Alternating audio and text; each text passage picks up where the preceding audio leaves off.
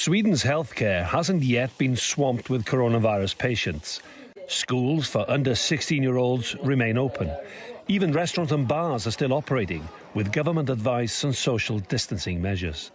I think they're brave in a wise way. Of course, it's much easier to say they are doing the same as everybody else and lock down. But that has lots of cost, growth cost, but also for health and life expectation in the future.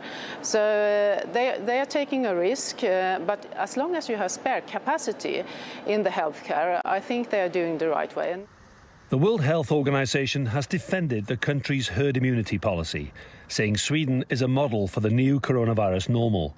Swedish officials are hoping indirect protection when a large percentage of the population eventually becomes immune to infection will work. It's a controversial approach, led by Sweden's state epidemiologist Anders Tegnell, and one that Professor Cecilia Soderberg-Necleas has criticised along with hundreds of other Swedish scientists, saying, "We're not testing enough, we're not tracking, we're not isolating enough, we've let the virus loose. They are leading us to catastrophe." Because people are asked to regulate themselves, it has allowed many businesses to stay open. Had it been completely closed, we wouldn't have been able to do anything. We couldn't have made home deliveries. We couldn't have been able to take bags outside, which we are doing. Today, I've actually taken out grocery bags to 4 customers and helped them, and we kept the distance and greeted each other with our toes. And that has kind of worked. Like other countries, Sweden's economy is still likely to be hit. Even if a total lockdown is seen as unsustainable, unemployment is predicted to reach 8.8%.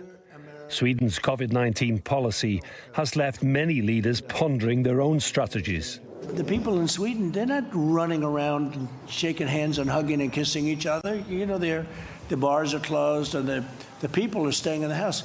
The Prime Minister doesn't have to say in Sweden, stay in your house. The people stay there automatically. Outside the Parliament, a memorial to the almost 2,500 who've died. More than 20,000 people have the virus. But the reckoning for Sweden and all countries is the number of deaths and the impact on economies. Iolo Dafydd, TRT World.